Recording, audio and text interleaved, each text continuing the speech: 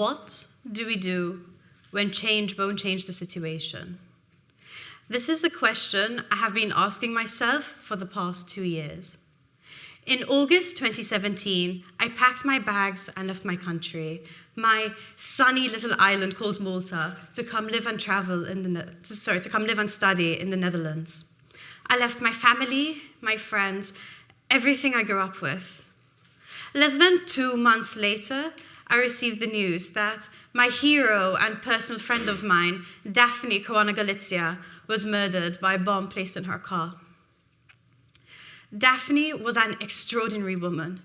She was an investigative journalist who used to clamp down on corruption, whether it was Panama Papers, Italian mafia, or organized crime. She was described by Politico as a one-woman WikiLeaks. This woman was so stinging in the way she'd write.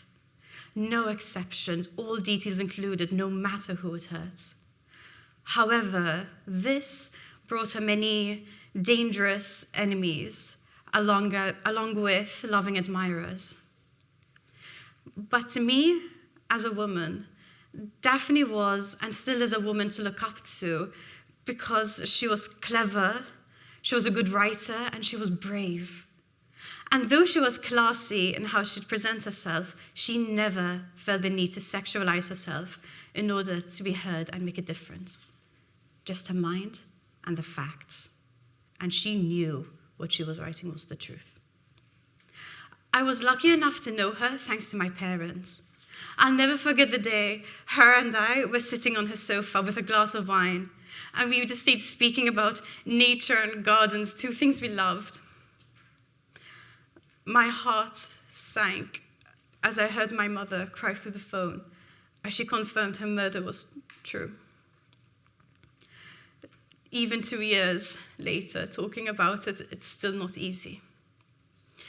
To make things more difficult, until I could return back home, I would go on social media to update myself. And not everyone was grieving, no.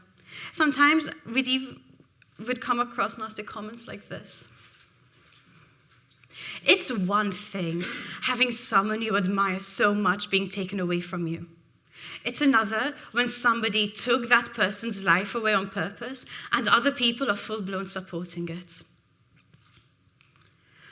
Malta is a tiny European country in the middle of the Mediterranean, known as a holiday destination with clear blue seas and cheap alcohol.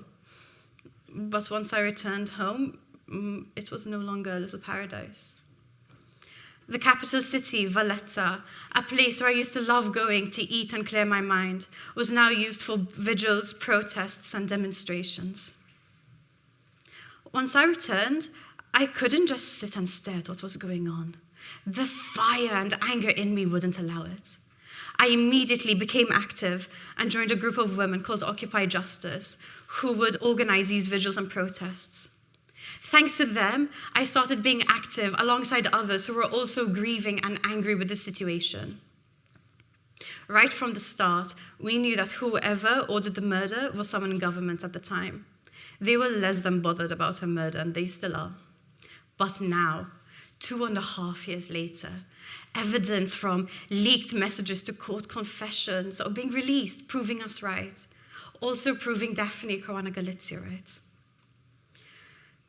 Change can be awful, especially when that change brings about uncertainty, and things in Malta are always changing.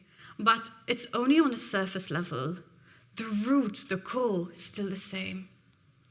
People getting arrested and then released, people resigning and then returning. So much change, it all seems the same. And now, really, when we think about it, the scenario of change not changing the situation can happen anywhere and to anyone. And when this happens, it can leave you feeling trapped and helpless. There are days you just want to drop everything and give up, but you don't. If we were to think back a bit, this situation is far from new. Quite the contrary, actually. Possibly any country you think of, France, Greece, Libya, Hong Kong. At some point in time, people were not happy with the way things were, so they fought for change. Do you think they got the results they wanted straight away? No, of course not. In fact, most of the time, blood is shed before you see the slightest change. So let's ask ourselves, why? Why fight for change? Why fight for something that so clearly seems to be a losing battle? I've been thinking about this for a very long time, and the only answer that keeps coming around every time is because you have to. Don't give up on change, but don't be passive about it either. The second you give up, surrender, you let evil win. If you don't try and fight for change, nothing will change. Or if it does, it will only change for the worse. We've seen change. We've seen part of the corrupt step down. We've seen people who once hated Daphne now hold up signs at her vigils saying she was right. We've had the European Commission and the European Parliament put my country under a microscope, put us under a microscope. The Prime Minister at the time was named Person of the Year for organized crime and corruption. Fun. Think of it like this. Imagine you're on a boat, far, far out at sea, and you want to get back to shore. If you just sit, the boat is not going to sail back, especially if the waves are pushing you further out. You need to take control over the helm and sail forward, even if the waves and currents are against you. You will probably sail for a while, but you will reach land. You can't give up. Keep sailing. For us, we will reach land once we finally have criminals behind bars.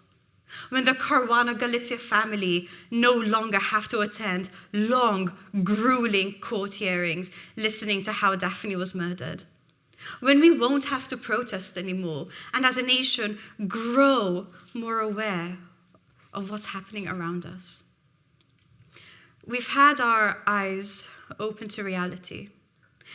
And unfortunately, that reality is our passivity before she was murdered helped to bring about her murder, which is why we will not let it happen again. We have changed the way we grieve. We are using that grief to help us be active. And maybe, just maybe, we could serve as an example to other countries to protect journalists and other people taking risks on our behalf. And to criminals, dangerous people with power, no matter how well crafted your corrupt plan is, truth and justice will prevail. You cannot get away with murder. And if we teach this, what's happening right now, to future generations, then maybe we can even decrease corruption, not get rid of it. Unfortunately, there will always be evil to counter the good. But if we can achieve that, make that kind of change, that sort of difference, then the world will be a better, safer place. And we can say that it's all thanks to Daphne. Thank you.